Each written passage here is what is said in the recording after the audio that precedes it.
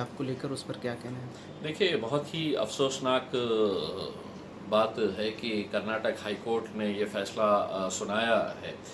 लेकिन ऐसा नहीं है कि ये कोई एक अंतिम फ़ैसला है। इसको नाराज़गी जताने का अधिकार मुझे इसी कर्नाटक हाई कोर्ट के एक सुप्रीम कोर्ट, जो देश का सुप्रीम कोर्ट है, उसी सुप्रीम कोर्ट के सुप्रीम जज जो थे, चीफ जस्टिस ऑफ इंडिया थे, जस्टिस जे.एस. वर्मा, उन्होंने एक बात कही थी कि supreme court is supreme but not infallible. यानी कि इसका मतलब ये है कि सुप्रीम कोर्ट बहुत महान है, लेकिन वो गलती नहीं कर सकता, ऐसा नहीं है। ये तो कर्नाटक हाई कोर्ट का जजमेंट है। हम ये समझ रहे हैं कि आज इस मुल्क के अंदर एक ऐसा माहौल तैयार किया गया है कि अगर कोई बच्ची स्कूल या कॉलेज के अंदर हिजाब पहनकर आ रही है तो वो हिजाब नहीं है बल्कि कोई बम लेकर आ रही है और वो बम फोड़ने वाली है करके इस तरह से प्रोजेक्ट किया गया है। उसको इस तरह से धर्म के चश्मे से और कम्युनल नज़र से है तो देखा गया, पॉलिटिकल के ऊपर है तो रोटियां सेकने की कोशिश की गई, जो बहुत ही दुर्भाग्यपूर्ण बात है।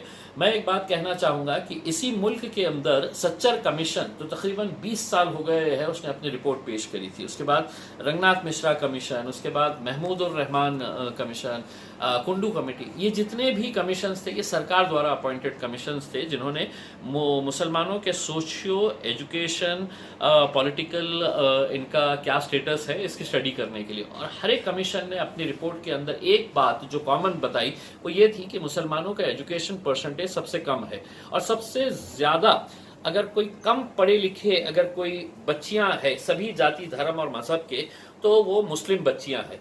और ऐसे में हमने मुस्लिम बच्चियों को जब एनकरेज कर रहे हैं, हम उनको प्रोत्साहित कर रहे हैं कि जाओ स्कूल के अंदर जाओ, कॉलेजेस के अंदर जाओ, पढ़ो, क्योंकि तुम पढ़ेंगे तो देश बढ़ेगा।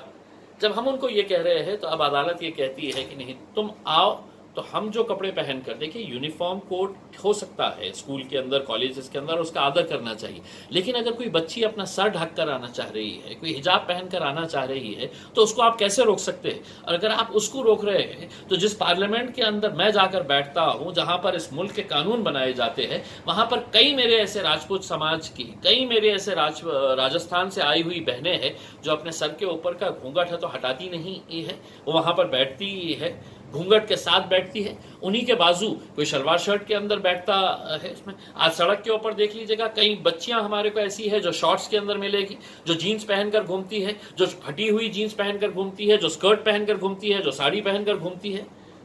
क्या उनके धर्म में लिखा हुआ है कि तुम शॉर्ट्स पहन के जाओ? क्या उनके धर्म में लिखा हुआ है तुम फटी हुई जीन्स पहन के जाओ, स्कर्ट पहन के जाओ? किसी के धर्म के अंदर नहीं है।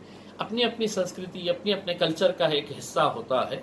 और हिजाब भी अगर मुस्लिम बच्चियों के कल्चर का हिस्सा है, वो अपने आप को ढक कर आना चाह रही है, तो अदालत ने तो उठाकर फेंकना चाहिए था पिटीशन और कहना चाहिए था तुमको जो पहनकर आना है आओ, लेकिन पढ़ो। ये ना करते हुए हाई कोर्ट ने तो उन लुच्चे लफंगे जो उन बच्चियों को हैरान कर रहे थे, परेशान कर रहे थे, मानो उनको समर्थन किया है एक तरीके से कि तुम जो कर रहे थे वो सही है, अब इसके ऊपर बैन लगाया जाए। ये बहुत ही अफसोसनाक बात है। अब जो हाई कोर्ट का पूरा जजमेंट पढ़ेंगे और बाकी सभी जितने भी कंसर्न्ड ऑर्गेनाइजेशन है, इंडिविजुअल्स हैं, उनके साथ चर्चा कर सुप्रीम कोर्ट में देखते हैं।